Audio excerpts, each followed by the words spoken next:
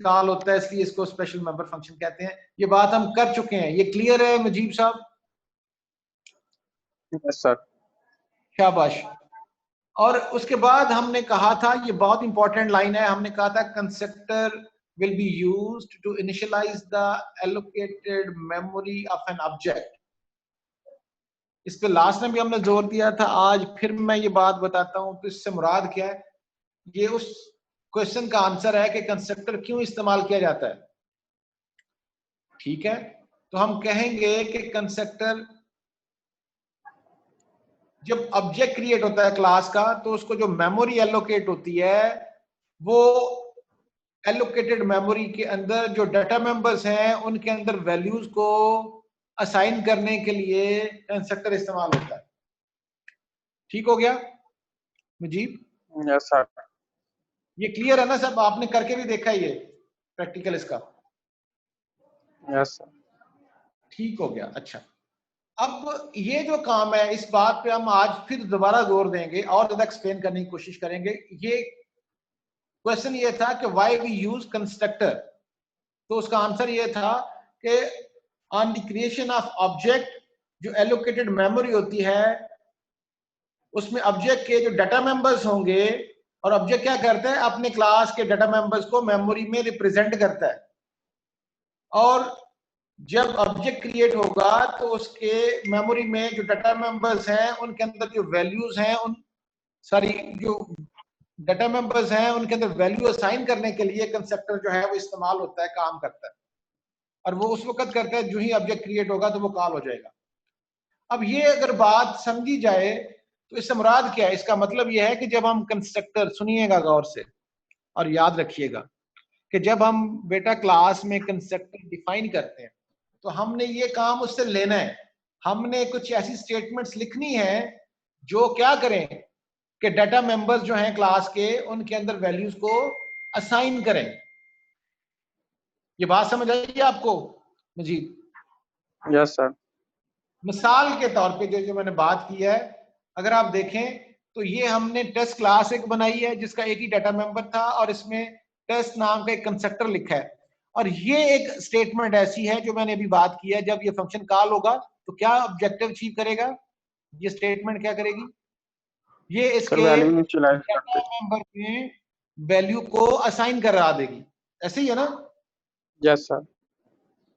शाबाश। तो ये है ऑब्जेक्टिव इसका। देन अचीव होता है जब आप ये काम करते हैं। फर्ज किया यहाँ दो डाटा मेंबर्स होते हैं, एक्स और वाई होता, तो इसका मतलब है हमें दो स्टेटमेंट लिखनी पड़ती। Yes sir. देन ये अचीव होता पर्पस। अगर यहाँ पे मेरे डाटा मेंबर्स, फर्ज किया स्टूडेंट की क्लास है, स्टूडेंट का नाम है, उसका रोल नंबर है, उसका एड्रेस है, उसका सीजीपी है, उसका सेमेस्टर है, 5 डाटा मेंबर्स हैं, तो यहाँ मुझे कितनी स्टेटमेंट लिखनी पड़ती कंस्ट्रक्टर में? 5। 5। किस तरह का काम करती? वो उन पांचों डाटा मेंबर्स में वैल्यूज को असाइन करवाती। ठीक हो गया? Yes sir. शाबाश। और बाकी जो स्टेटमेंट्स हैं, ये जो सी आउट के वाले से हमने लिखी है, ये तो जस्ट एक डिस्प्ले है। असल काम उसका ये वाला है, असाइनमेंट करवाना। ठीक है? और ये कब यस असाइनमेंट सर। होगी? ऑब्जेक्ट क्रिएट होगा उसी वक्त ये काम हो जाएगा, क्योंकि ये खुद से कॉल होता है। इस बात में मैं बार बार जोर दे रहा हूं। अच्छा, अब बात को मैं बदलता हूं थोड़ा सा। अगर इसी एग्जांपल को देखें तो इसमें बेटा हमने हार्ड कोड किया है कि जो ही ये फंक्शन जिसको कंस्ट्रक्टर कहा जा रहा है कॉल हो, तो एवरी टाइम एक्स में क्या चला जाए, हर दफा क्या चला जाए, 10 चला जाए। इसे कहते हैं हार्ड कोड कर दिया आपने। अगर इस क्लास के आप 5 ऑब्जेक्ट भी बनाए तो पांचों के एक्स डाटा मेंबर में हमेशा क्या जाएगा? इसके लिहाज से 10 जाएगा। अच्छा, लेकिन फॉर एग्जांपल हम चाहते हैं हर ऑब्जेक्ट का डिफरेंट, हर ऑब्जेक्ट के लिए डिफरेंट वैल्यू जाए इस एक्स में, तो यहां फिर हमें क्या करना पड़ेगा? हार्ड कोड की बजाय यूजर क्या से वैल्यू पड़ेगी? Same sir. सीएन से काम करना पड़ेगा। शाबाश। यही चाहता हूं मैं कि सारी क्लास को ये बात क्लियर हो जाए। ठीक है? तो हमें वो वाली स्टेटमेंट लिखनी पड़ेगी जो यूजर से हम रन टाइम पे वैल्यू लेंगे। फिर हार्ड कोड नहीं होगी, बल्कि रन टाइम पे कंसोल से वैल्यू लेंगे, तो वो जाएगी उसके डाटा मेंबर। ठीक हो गया? Yes sir. अच्छा, ये इस तरह अगर कंस्ट्रक्टर लिखें जिसमें कोई आर्गुमेंट पास नहीं कर रहे, आप देखें इसमें कोई आर्गुमेंट नहीं है, टेस्ट में कोई पैरामीटर पास नहीं किया जा रहा, आप या तो हार्ड कोड कर रहे हैं या फिर आप सीएन से, यूजर से वैल्यू ले रहे हैं। अगर इस तरह का कंस्ट्रक्टर हो, फिर मैं दोबारा कह रहा हूं, जिसमें कोई आर्गुमेंट नहीं है, तो इसको आमतौर पे या तो कंस्ट्रक्टर कहते हैं या डिफॉल्ट कंस्ट्रक्टर कहते हैं। क्या कहते हैं इसको? डिफॉल्ट कंस्ट्रक्टर या कंस्ट्रक्टर कह लें, कंस्ट्रक्टर से मुराद ही डिफॉल्ट कंस्ट्रक्टर होता है। ठीक हो गया? Yes sir. अच्छा, अब ये काम एक और तरह से भी कर सकते हैं हम, यानी कि ये जो x में वैल्यू साइन करवाई है, एक तो हमने डिफॉल्ट कंस्ट्रक्टर से करवा ली, और वो हमने देखा दो तरह से हुई है, या तो आपने हार्ड कोड कर दिया या आपने यूजर से वैल्यू ले ली। अब क्वेश्चन है कि और किस तरीके से कर सकते हैं, और एक और भी फॉर्मेट है कि इसमें हम एक आर्गुमेंट पास कर दें, एक ऐसा कंस्ट्रक्टर लिखें जिसमें एक वैल्यू पास कर दें। फॉर एग्जाम्पल ये कोड मैंने लिखा है, ये लास्ट टाइम भी हमने शायद बात की थी कंस्ट्रक्टर ओवरलोडिंग की। यस सर, थोड़ा सा बस किया था इसके ऊपर डिस्कशन, दोबारा कर लेते हैं ना इसको, डिटेल से कर लेते हैं। मतलब एक ऑप्शन तो ये है कि आपने एक ऑब्जेक्ट क्रिएट किया और हमने पढ़ा है कि फॉरन कंस्ट्रक्टर कॉल हो जाएगा और ये कर देगा, उसके डाटा मेंबर में वैल्यू को साइन कर देगा। ठीक है? Yes sir. इसी तरह का कंस्ट्रक्टर एक और लिख सकते हैं हम, एक से ज्यादा अगर कंस्ट्रक्टर लिखें, जरा बात गौर से सुने आप, एक से ज्यादा कंस्ट्रक्टर लिखें आप अपने क्लास में, तो प्रोसेस का नाम क्या है? Constructor overloading. Overloading. Constructor overloading क्या होगी कि सेम नाम का कंस्ट्रक्टर, सॉरी अल्हम्दुलिल्लाह, सेम नाम का कंस्ट्रक्टर जो है वो रीराइट कर सकते हैं आप, लेकिन फर्क क्या आएगा कि उसके आर्गुमेंट, नंबर ऑफ आर्गुमेंट में डिफरेंस आएगा। इसमें कोई आर्गुमेंट नहीं था, इसमें एक आर्गुमेंट हम पास कर रहे हैं। ठीक है? Yes sir. इस प्रोसेस का नाम क्या है? Constructor overloading. ये इसमें डिफाइन किया मैंने, व्हाट इज कंस्ट्रक्टर ओवरलोडिंग। हमने कहा कि process of defining more than one constructor in a class with the same name, name तो सेम होगा उसका, but with different set of parameters is called constructor overloading. ठीक हो गया? Yes sir. ओके, इस कॉन्सेप्ट को हम ये भी कह सकते हैं कि कंस्ट्रक्टर्स कैन बी ओवरलोडेड। ये मैंने पहली स्लाइड में लिखा था, कंस्ट्रक्टर्स कैन बी ओवरलोडेड। इससे मुराद है कि एक क्लास में एक से ज्यादा कंस्ट्रक्टर हो सकते हैं। ठीक हो गया? और इस प्रोसेस का नाम क्या होगा? Constructor overloading. और ये होगी कैसे? होगी कैसे कि इसमें मल्टीपल पैरामीटर, मल्टीपल कंस्ट्रक्टर जो हैं for the same class can be defined with different parameters, उनके पैरामीटर डिफरेंट होंगे। फॉर एग्जांपल ये जो आप एग्जांपल देख रहे हैं, नाम सेम है, दोनों कंस्ट्रक्टर हैं, लेकिन डिफरेंस क्या है इनमें? इसमें कोई पैरामीटर नहीं है, इसमें एक पैरामीटर है। ठीक है? Yes sir. लिहाजा इस प्रोसेस का नाम क्या हो गया? Constructor overloading. ओवरलोडिंग यानी कि एक से ज्यादा कंस्ट्रक्टर जो है वो डिफाइन करना क्लास में। नंबर 2 एक और कंसेप्ट आ गया, जिसमें कोई पैरामीटर ना हो उसको कहते हैं डिफॉल्ट कंस्ट्रक्टर। ठीक है? और जिसमें पैरामीटर हो उसे कहते हैं पैरामीटराइज्ड कंस्ट्रक्टर। क्या कहते हैं? Parameterised constructor. हाँ शाबाश। अभी हम बात कर रहे थे डिफॉल्ट कंस्ट्रक्टर के पीछे, तो मैंने कहा दो तरह से आप ऑब्जेक्ट की एलोकेटेड मेमोरी को इनिशियलाइज करवा सकते हैं with the help of default constructor. Number 1 तो आप हार्ड कोड कर दें, नंबर 2 मैंने कहा था यहां पे आप सीएन की स्टेटमेंट लिख लें, यूजर से वैल्यू ले लें रन टाइम पे। ठीक होगी बात? Yes sir. तीसरा एक और मेथड है, और वो ये है कि आप कंस्ट्रक्टर इस तरह लिखें कि उसमें आर्गुमेंट पास कर दें, यानी कि पैरामीटराइज्ड कंस्ट्रक्टर लिख लें, उससे भी आप डाटा मेंबर में वैल्यू असाइन कर सकते हैं। मिसाल के तौर पे हमने ये एक नया कंस्ट्रक्टर लिखा जिसको हम पैरामीटराइज कंस्ट्रक्टर कह रहे हैं, हम कहते हैं जब ये कॉल होगा तो ये एक वैल्यू आर्गुमेंट के तौर पे लेगा, ठीक है, और वो वैल्यू किस में आएगी, इस वेरिएबल ए में आएगी, और जो वैल्यू आएगी वो वैल्यू जो है वो एक्स में साइन होगी instead of hard code x के। इसकी मिसाल इस तरह से है, ये कंस्ट्रक्टर हमने लिखा, पहला जब ऑब्जेक्ट O1 बनाया तो इसमें चूंकि आर्गुमेंट पास नहीं किया हमने, तो O1 किसको कॉल कर रहा है, डिफॉल्ट कंस्ट्रक्टर को। वेयर जब हमने दूसरा ऑब्जेक्ट बनाया, O2 बनाया टेस्ट का, तो आप गौर से देखें कि इसमें हमने एक वैल्यू पास कर दी है, वो 20 है अपने प्रोग्राम में। यार ठीक है, यस सर। अब ये वैल्यू पास कर दी, इसका मतलब हमने पैरामीटर पास कर दिया इसमें।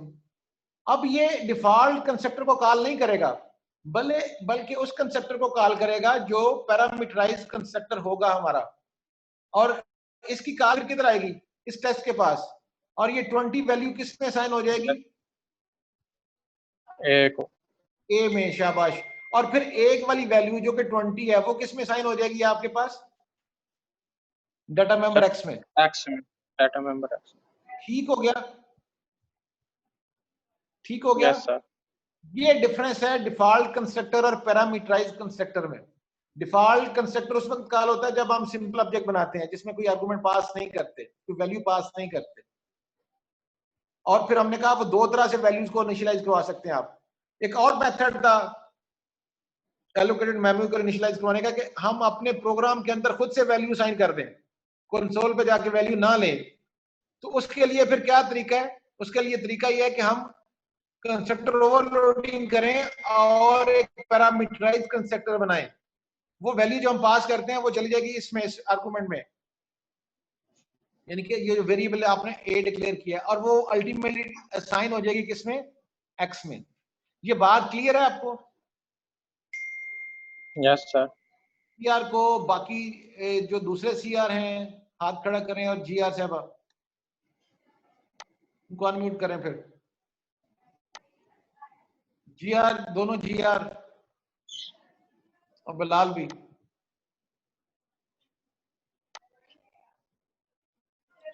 हाँ जी, ये सबको क्लियर है?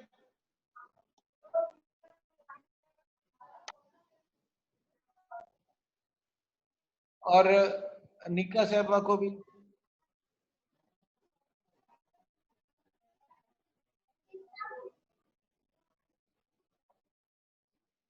अच्छा, जिसको क्लियर नहीं है वो हाथ खड़ा करे।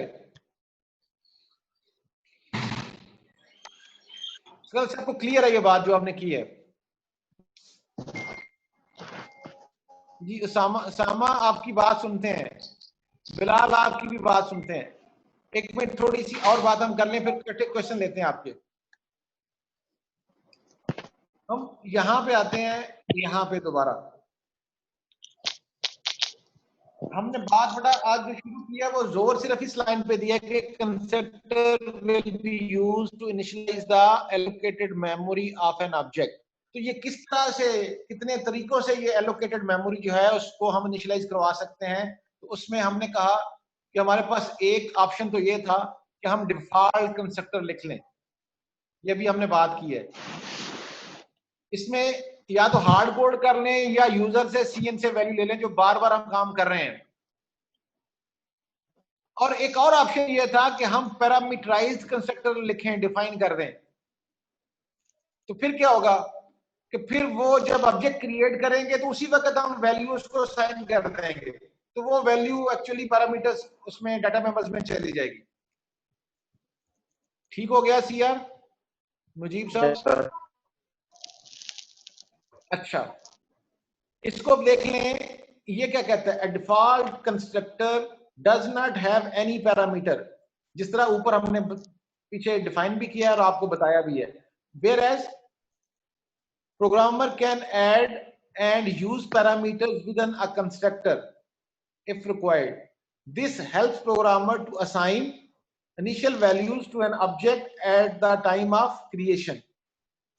पैरामीटराइज्ड कंस्ट्रक्टर के लिए हम डिफॉल्ट कंस्ट्रक्टर के अलावा कंस्ट्रक्टर ओवरलोडिंग कर सकते हैं, यानी कि एक और कंस्ट्रक्टर लिख सकते हैं जिसमें नंबर ऑफ पैरामीटर्स हो। ठीक हो गया? Yes sir. अभी तक जो आपको बताया गया है, आप 3 तरह से डेटा मेंबर्स को इनिशियलाइज करवा सकते हैं। 2 हमने बताए तरीके आपको कि डिफॉल्ट कंस्ट्रक्टर से या तो हार्ड कोड कर दें या यूजर से वैल्यू ले लें। तीसरा मैंने बताया कि with the help of parameter constructor overloading करते हुए आप जब ऑब्जेक्ट क्रिएट करते हैं तो उसी वक्त वैल्यू पास कर दें। ठीक हो गया? Yes sir. मिसाल के तौर पे ये था डिफॉल्ट कंस्ट्रक्टर कॉल करने वाला ऑब्जेक्ट, और ये है O2 जो है वो पैरामीटराइज कंस्ट्रक्टर कॉल करेगा। ये भी मैंने बात की आपसे। Yes sir. अब क्वेश्चन मैं करता हूं आपसे, अगर आपको ये सब क्लियर है तो बात गौर से सुननी, आंसर देना। इन दोनों कंस्ट्रक्टर का मकसद क्या था, ऑब्जेक्टिव क्या था अमनजीत साहब? वैल्यू साइन करवाना सर। इसमें सर डाटा मेंबर को वैल्यू साइन करवाना है। शाबाश, ठीक हो गया आपकी बात, बिल्कुल। अब एक तो हमने डिफॉल्ट कंस्ट्रक्टर से कर ली, दूसरा हमने तरीका देखा कि हमने पैरामीटर पास करके कर लिया, ऑब्जेक्टिव अचीव। ठीक हो गया? Yes sir. अब मैं क्वेश्चन मजीब से कर रहा हूं। मजीब, क्या ऐसा हो सकता है कि मैं पैरामीटर जो पास कर रहा हूं वो वैल्यू ना हो बल्कि कोई ऑब्जेक्ट हो, कि एज एन आर्गुमेंट किसी ऑब्जेक्ट को पास किया जा सकता है? क्वेश्चन है। अच्छा, इसका पता नहीं है तो आंसर इसका ये यस किया जा सकता है। जिस तरह ये वैल्यू 20 पास की है, इसकी जगह पे मैं O1 को यहां पे एज एन आर्गुमेंट के तौर पे पास कर सकता हूं। अच्छा, पहली बात है कर सकता हूं, यस। अगर मैं कर सकता हूं तो इससे मुराद होगा क्या? होगा ये कि O1 के जितने भी डाटा मेंबर्स हैं, इस केस में तो एक ही है हमारे पास, वो सारे के सारे जो हैं वो कॉपी हो जाएंगे किसके ऊपर? O2 के डाटा मेंबर्स के ऊपर। बात समझ आती? पहली बात है कि क्या हम कोई ऑब्जेक्ट पास कर सकते हैं, तो आंसर यस, पास कर सकते हैं। इसका मतलब है कि मेमोरी में 2 ऑब्जेक्ट होंगे, O1 भी होगा जिसके डाटा मेंबर X में फर्ज किया 10 पड़ा हुआ है, तो जब अगर हम यहां पे O1 पास करते हैं तो क्या होगा? O2 के X में भी क्या पड़ा होगा? फिर 10 पड़ा होगा, यानी कि ऑब्जेक्ट को कॉपी कर दिया दूसरे ऑब्जेक्ट पे। ठीक हो गया? Yes sir. शाबाश। अब ये काम, इसे कहते हैं कॉपी कंस्ट्रक्टर। ये काम जो करता है वो काम करता है कॉपी ये वाला कंस्ट्रक्टर काम ये नहीं करेगा। ये वाला जो पैरामीटराइज कंस्ट्रक्टर है ये भी काम ये नहीं करेगा। तो फिर कौन सा कंस्ट्रक्टर होगा? हमें एक और थर्ड कंस्ट्रक्टर है, उसका नाम है कॉपी कंस्ट्रक्टर। ये काम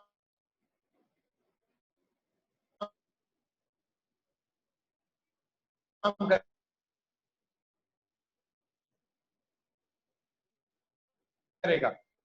ये जो हमने टाइप लिखी है ये वाली, ये काम करती है। अभी ये कैसे लिखा जाता है इसे अभी पता नहीं है, लेकिन आपको बात समझ आ गई है। बात समझ के आई है अभी तक? मुझे बताए दोबारा कि इंस्टेंट के आर्गुमेंट पास करते हैं, वैल्यू पास करते हैं, वहां पे वैल्यू पास ना की जाए बल्कि क्या पास किया जाए? उसमें ऑब्जेक्ट सर। ऑब्जेक्ट पास किया जाए। तो फिर जो कंस्ट्रक्टर कॉल होगा वो कौन सा होगा? सर वो पैरामीटराइज कंस्ट्रक्टर, वो कॉपी कंस्ट्रक्टर कॉल होगा। वो कॉपी कंस्ट्रक्टर कॉल होगा। शाबाश। करेगा क्या? सर वो जो ऑब्जेक्ट जो उसको पास किया उसकी वैल्यू क्या नाम है, वो दूसरे ऑब्जेक्ट के ऊपर कॉपी कर देगा। बस कॉपी कर दे, इतनी। शाबाश, ठीक हो गया, बिल्कुल। अब ये कॉपी कंस्ट्रक्टर भी 2 तरह के हैं, कॉपी डिफॉल्ट कॉपी कंस्ट्रक्टर है और एक सिंपल कॉपी कंस्ट्रक्टर है। वो बाद में हम देखते हैं, लेकिन इसको पढ़ लेते हैं ये क्या चीज है।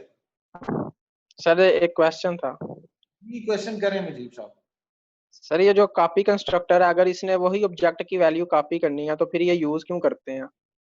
हाँ, आप बात का होता है कि 2 ऑब्जेक्ट आप जब शुरू करते हैं प्रोग्राम तो उसमें एक ही तरह की वैल्यू चाहिए होती है आपको, बाद में दोनों की वैल्यू चेंज हो सकती है।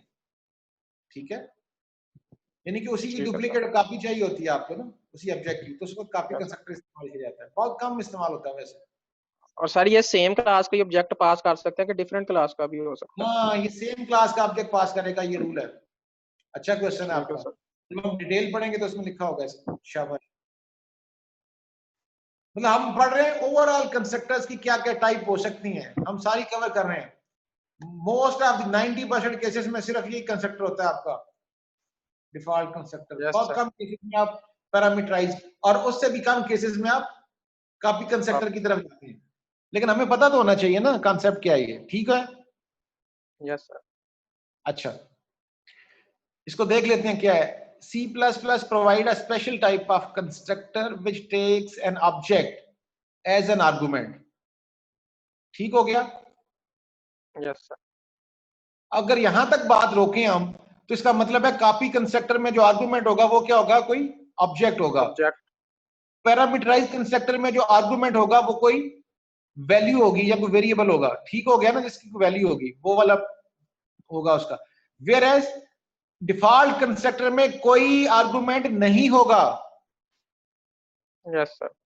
ठीक है। और डू नथिंग जो है वो कंस्ट्रक्टर का पर्पस अचीव नहीं करता, वो जस्ट डिस्प्ले की स्टेटमेंट्स हैं, किसी वैल्यू को इनिशियलाइज नहीं करवाता, नहीं कर। इसीलिए इसका नाम है डू नथिंग कंस्ट्रक्टर। इस तरह का कोई कंस्ट्रक्टर नहीं लिखा जाता आमतौर पे, जस्ट आपको कॉन्सेप्ट समझाने के लिए ये मैंने लिखा है। ठीक है, यस। ओके। अभी हम फिर कॉपी कंस्ट्रक्टर पे आते हैं। कॉपी कंस्ट्रक्टर जो है the special type of constructor which takes an object as an argument and it is used to copy the values of data members of one object into another object। बिल्कुल simple सी बात है। अगर एक object की copy करनी हो आपने data members की दूसरे ऑब्जेक्ट के ऊपर, तो हम आप फिर कौन सा कंस्ट्रक्टर बनाते हैं प्रोग्राम में। Copy constructor. लेकिन इतनी दफा हमने ये बातें की है, मैं इसलिए बात जोर लगा के कर रहा हूं कि आपके, वो कहते हैं I want to inculcate into your mind, दिमाग में बैठ जाए ये बात, समझ भी आ जाए। In this case copy constructors are used to declare and initialise an object from another object. बात समझ आती है। Yes sir.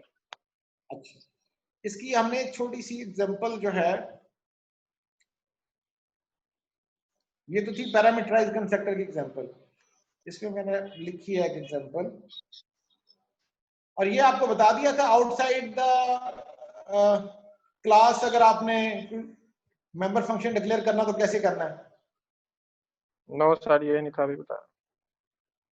अच्छा, इसको बताते हैं, पहले वो कॉपी कंस्ट्रक्टर वाली बात जो है वो कर लें।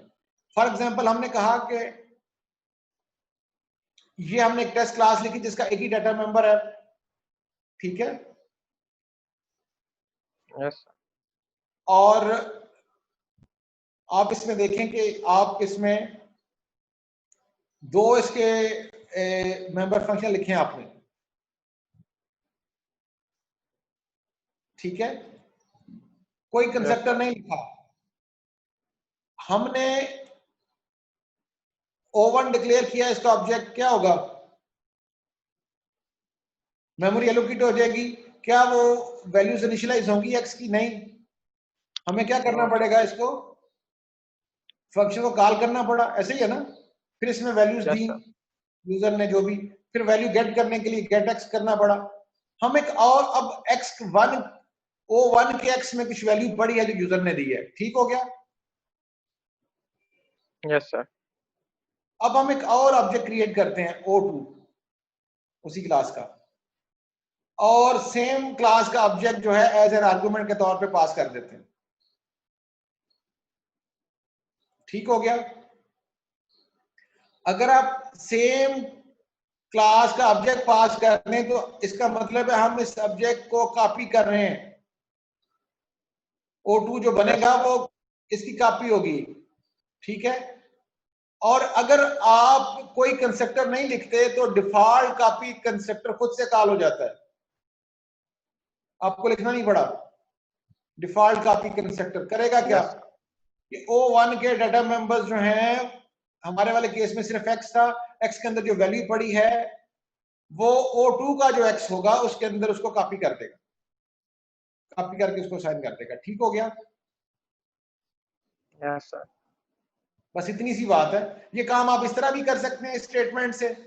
ये काम O3 के लिए हमने इस तरह से किया है कि O1 को साइन कर दिया है O3 को, इसका मतलब है इसके जितने डाटा मेंबर्स हैं उनके अंदर जो वैल्यूज पड़ी हैं वो ऑटोमेटिकली किस पे चली जाएंगी, कॉपी हो जाएगी। O3 के जो डाटा मेंबर्स हैं उसकी भी वही वैल्यूज होंगी जो O1 की वैल्यूज है। ये काम आप एज एन आर्गुमेंट के तौर पे भी कर सकते हैं, इस तरह भी कर सकते हैं, असाइनमेंट स्टेटमेंट से भी कर सकते हैं। दोनों केसेस में क्या कॉल होगा? Copy default copy constructor. Default copy constructor दो टाइप हैं, एक डिफॉल्ट कॉपी कंस्ट्रक्टर है, एक सिंपल कॉपी कंस्ट्रक्टर है। ठीक हो गया।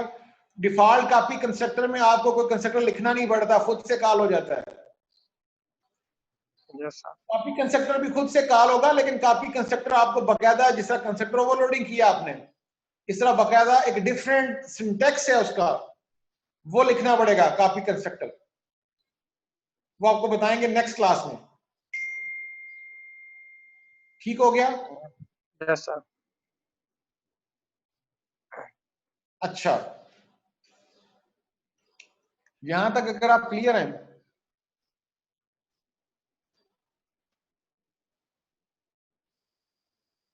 तो ये मैं थोड़ा सा बता दूं आपको, जो आप कह रहे थे कि नहीं बताया पहले। हमने आपसे कहा था कि आप अपने जो, फर्ज किया कि ये हमने क्लास बनाई है, क्लास नजर आ रही है आपको? ये मैं भेज चुका हूं आपको स्लाइड्स वैसे। तो बेटा इसमें हमने दो मेंबर फंक्शन लिखे हैं, सेट टेक्स्ट और गेट टेक्स्ट। ठीक हो गया? Yes sir. अब इसमें क्वेश्चन ये है कि क्या ये फंक्शन जो है हम out of the class define कर सकते हैं? तो आंसर इज यस, क्लास के मेंबर फंक्शन को out of the class define किया जा सकता है। उसका तरीका वारदात क्या होगा कि अगर ये पब्लिक मेंबर फंक्शन बनाना चाहते हैं तो पब्लिक में हम उनको डिक्लेयर कर देंगे फंक्शंस को। ये देखें डिक्लेरेशन स्टेटमेंट है। डिक्लेरेशन के लिए आप रिटर्न टाइप लिखते हैं, फंक्शन का नाम लिखते हैं, सेमीकोलन से क्लोज करते हैं उसको, हमने डिक्लेयर कर दिया। इस तरह दूसरा फंक्शन भी हमने डिक्लेयर कर दिया, रिटर्न टाइप है उसकी, नाम है उसका, और उसके बाद सेमीकोलन है। लेकिन इनको डिफाइन किया आउट ऑफ द क्लास, जाके बाहर, क्लास के बॉडी के बाहर। अगर आप देखें तो लिखने का सिंटेक्स ये है कि सबसे पहले रिटर्न टाइप लिखी जाती है, फिर क्लास का नाम आता है। मैं इसको डिफाइन करना चाह रहा हूं सेट टेक्स्ट को, तो इसकी रिटर्न टाइप क्या थी मुझे? वाइड। ये किस क्लास का फंक्शन था? टेक्स्ट क्लास का। और आगे ये जो कोलन और फिर कोलन, दो कोलन लगा रहे हैं हम, सेमी कोलन नहीं कोलन। जब ये चार डॉट्स आपको नजर आते हैं, यानी कि कोलन कोलन, इसको कहते हैं स्कोप रेजोल्यूशन ऑपरेटर, ये इस्तेमाल करना पड़ता है फिर। और फिर पहले रिटर्न टाइप आई, नंबर 2 क्लास का नाम आया, नंबर 3 स्कोप रेजोल्यूशन ऑपरेटर आया, नंबर 4 फंक्शन का नाम आएगा, और फिर उसके बाद आप उसमें डिफाइन करेंगे उसको। वही वही स्टेटमेंट सारी 100% वही आपने यहाँ पे लिख दी। इस क्लास में और इसके सिंटेक्स में कोई डिफरेंस नहीं है, सिवाय इसके कि इसके फंक्शन जो है हमने बाहर जाके डिफाइन किए हैं। इसी तरह दूसरा फंक्शन आपने डिफाइन करना था, तो अगेन आपने पहले रिटर्न टाइप लिखी, फिर क्लास का नाम लिखा, फिर स्कोप रेजोल्यूशन ऑपरेटर, फिर फंक्शन का नाम, और फिर उसकी बॉडी। अब यहाँ क्वेश्चन आता है कि ये हम काम क्यों करते हैं? ये काम हम इसलिए करते हैं कि फॉर एग्जांपल आपने क्लास के अंदर 10-12 फंक्शंस लिखने हैं, तो उनकी अपनी बॉडी जो है बहुत बड़ी हो जाती है, तो क्लास बहुत बड़ी नजर आती है आपको। इस केस में आपको क्लास बड़ी कम्पैक्ट नजर आ रही है। ठीक है? अगर 10 फंक्शंस आपने 10 स्टेटमेंट्स में लिखे और बाहर जाके उनको डिफाइन कर दिया, बेशक उनकी बॉडी लंबी हो, कोई फर्क नहीं पड़ता, सबको पता चल जाएगा ये फंक्शन है इस क्लास का। लेकिन ये है कहां पे डिफाइन? बाहर है क्लास के, और इसकी मदद से किया जाएगा, स्कोप रेजोल्यूशन ऑपरेटर की मदद से किया जाएगा डिफाइन। ठीक हो गया? किसी ने कोई क्वेश्चन करना है कंस्ट्रक्टर्स पे तो वो कर ले। सर ये जो फंक्शन है ये मेन के बाद भी डिफाइन कर सकते हैं? हाँ, आप जहां मर्जी डिफाइन कर लें, लेकिन आमतौर पे ये होता ये है कि क्लास के बाहर, क्लास के साथ ही उसके नीचे इसको डिफाइन किया जाता है। सर ये जो क्लास डिक्लेयर करते हैं ये मेन के बाद कर सकते हैं डिक्लेयर? कन्वेंशन ये है कि सबसे पहले क्लासेस बनाएं अपनी, जितनी भी क्लासेस हैं आपकी, ठीक है?